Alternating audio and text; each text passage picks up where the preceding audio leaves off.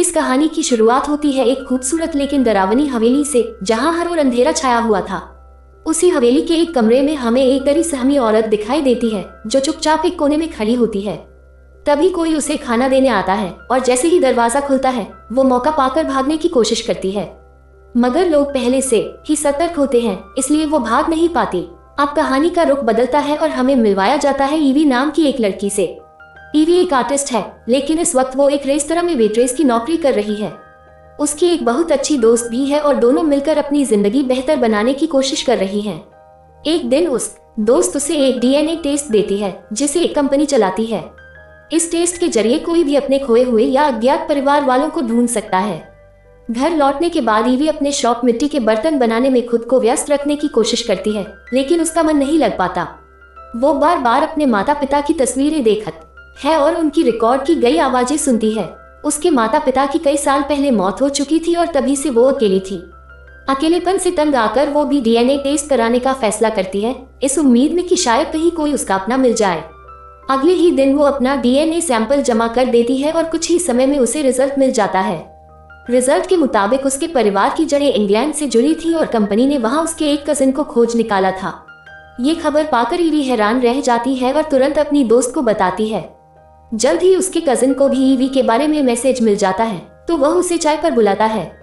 दोनों एक होटल में मिलते हैं जहां कजिन बहुत गर्मजोशी से ईवी से मिलता है और उसे देखकर बेहद खुश होता है।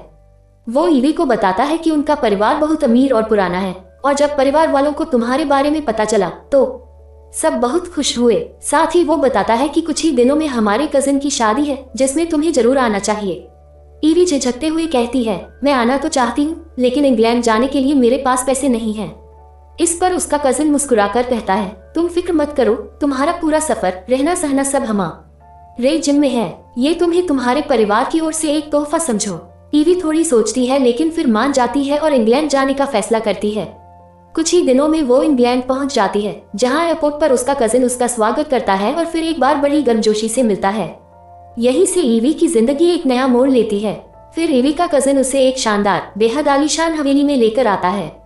इस हवेली की भव्यता देखकर ईवी दंग रह जाती है। इसकी ऊंची दीवारें, बारीक नक्काशी और शाही माहौल उसकी आंखों को जैसे यकीन नहीं होता।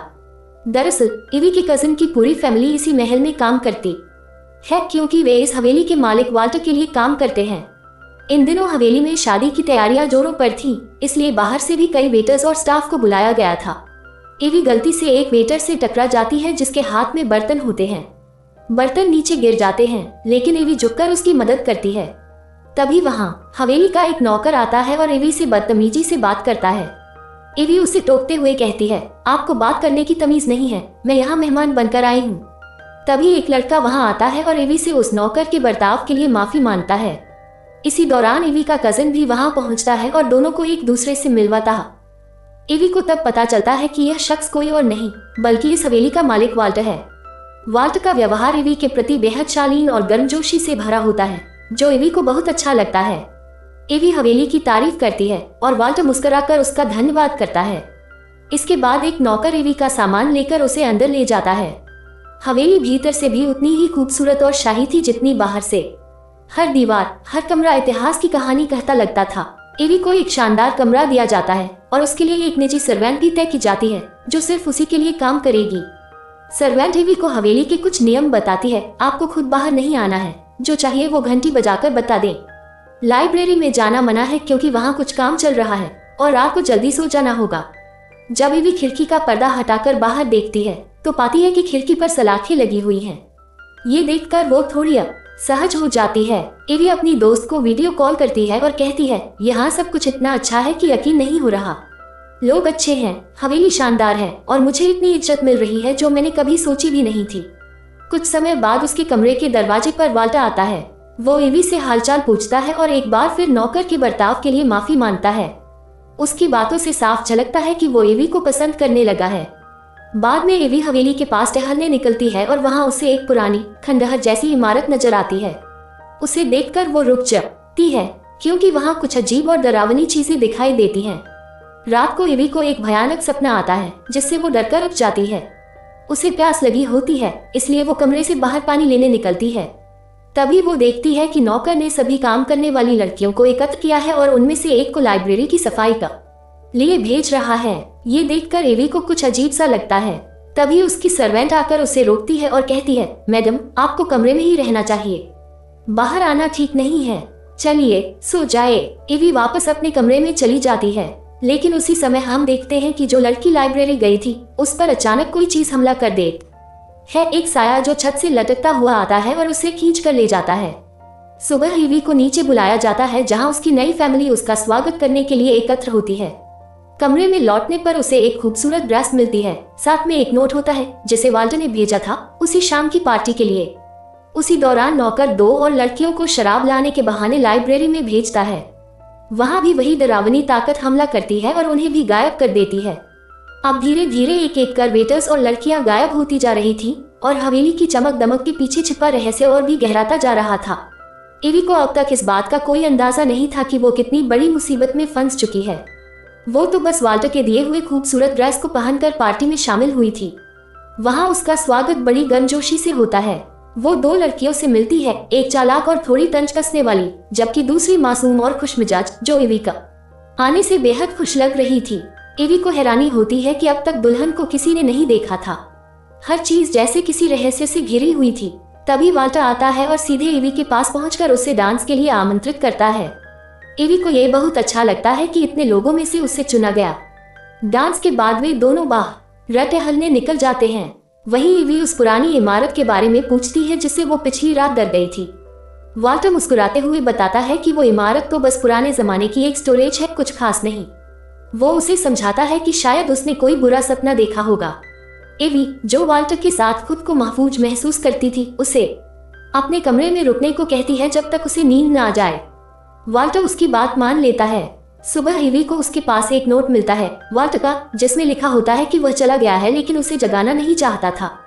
तभी वो दोनों लड़कियां वापस आती हैं और एवी को तैयार करने के लिए साथ ले जाती हैं।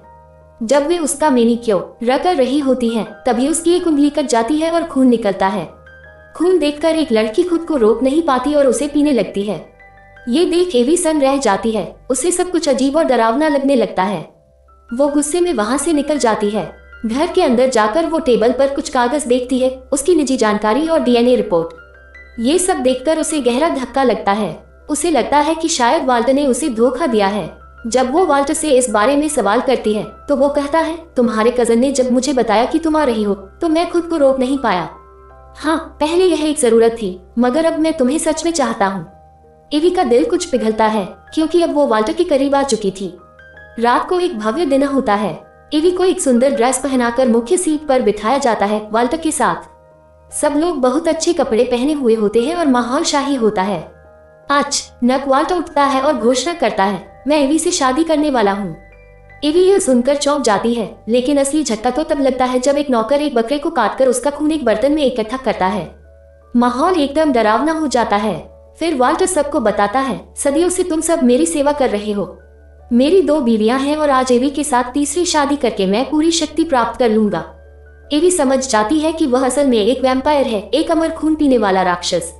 उसकी 2 पत्नियां वही 2 लड़कियां थी, चालाक और मासूम, और तीसरी पत्नी बनने वाली थी एवी की दादी। दरअसल एवी की दादी भी खास खून वाली महिला थी, लेकिन उन्होंने शादी के बाद खुद को मार लिया था ताकि वैम्पायर की जिंदगी से बच सके। अब वाल्टर एवी से शादी करना चाहता था क्योंकि उसका खून भी खास था अपनी दादी की वजह से। एवी डर के मारे भागने की कोशिश करती है लेकिन पकड़ी जाती है। वाल्टर उसे समझाता है, अगर तुम मुझसे शादी करती हो तो तुम्हें अमरता मिलेगी, शक्ति मिलेगी, बीमारियां तुमसे दूर रहेंगी और तुम कभी मरोगी नहीं। फिर उसे तहखाने में बंद कर दिया जाता है जहां वाल्टर की दोनों वैम्पायर बीवियां आती हैं। वे उसे समझाती है कि एक बार वाल्टर का खून पी लिया तो तुम्हारी जिंदगी बदल जाएगी। तुम इतनी ताकतवर बन जाओगी कि अपनी पुरानी जिंदगी भूल जाओगी। मगर एवी ने ठान लिया था वो कभी शैतान नहीं बनेगी, चाहे कुछ भी हो जाए। इसलिए एवी डर और घबराहट में रोने लगती है, लेकिन वाल्टर की दोनों बीवियां उसे मारे बिना छोड़ देती हैं और वहां से चली जाती हैं। क्योंकि वाल्टर और एवी की शादी जल्द होने वाली थी और जो नौकरानी एवी की देखभाल के लिए दी गई थी वह दिल से बहुत दयालु थी। उसे एवी पर तरस आता है और वह नहीं चाहती थी कि एवी भी उस जुर्म और अंधेरे का शिकार बने।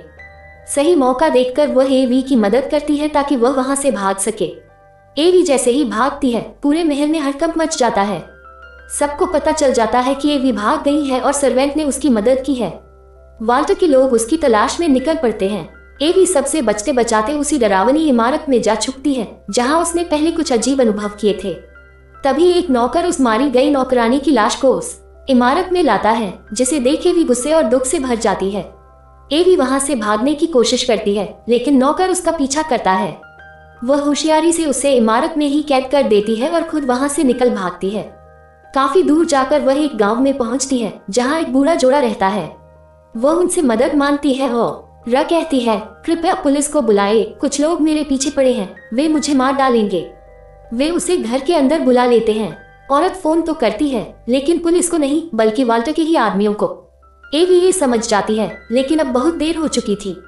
वह चाय भी नहीं पीती, बल्कि वह कप उठाकर सीधे उस बूढ़े आदमी पर फेंक देती है और भागने की कोशिश करती है।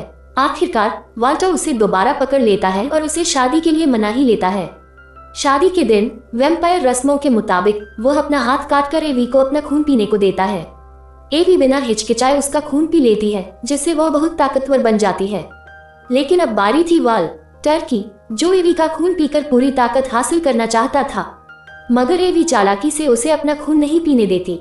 इसके बजाय वह वहां आग लगा देती है। आग फैलते ही वहां मौजूद इंसान डर के मारे भाग जाते हैं। वाल्टर जैसे ही एवी को रोकने के लिए आगे बढ़ता है, एवी आग में से एक भारी हथियार उठाकर उसे सीधे सीने में घोंप देती है। एवी वहां से भागने लगती है। तभी वाल्टर की पहली पत्नी, वो चालाक और खतरनाक वैम्पायर, उसे पकड़ लेती है और लड़ने लगती है। वह कहती है, तुम्हें लगता है कि सदियों पुराने उसूलों को यूं ही तोड़ दोगी? तुम सिर्फ एक बेवकूफ लड़की हो। तभी दूसरी मासूम वैम्पायर पत्नी वहां आती है, जो अब इस शैतानी जिंदगी से तंग आ चुकी थी। वह अपनी ही साथी पर हमला कर देती है। दोनों वैम्पायर्स एक भयानक लड़ाई में उलझ जाती हैं और अंततः एक दूसरे को मार डालती हैं। अब वाल्टर, जो बुरी तरह घायल हो चुका था, एवी को पकड़ लेता है और उसका खून पीने की कोशिश करता है, मगर एवी उसकी कलाई काट देती है, जिससे वह उसे छोड़ देता है। तभी एवी एक जोरदार टक्कर मारकर उसे आग में धकेल देती है। वाल्टर, जो पहले ही कमजोर था, आग में जलकर खत्म हो जाता है। एवी पूरे महल को आग के हवाले कर देती है और वहां से एक अकेली लड़की को बचाकर निकल जाती है। दोनों उस भयावह जगह को हमेशा के लिए छोड़ देते हैं। 2 हफ्ते बाद हम एवी को देखते हैं। अब वह एक वैम्पायर बन चुकी है, ताकतवर और आत्मनिर्भर। अब वह अपने उस झूठी कजिन की तलाश में है जिसने उसे इस मौत और धोखे की दुनिया में धकेला था। अब एवी का सिर्फ एक ही मकसद है, बदला।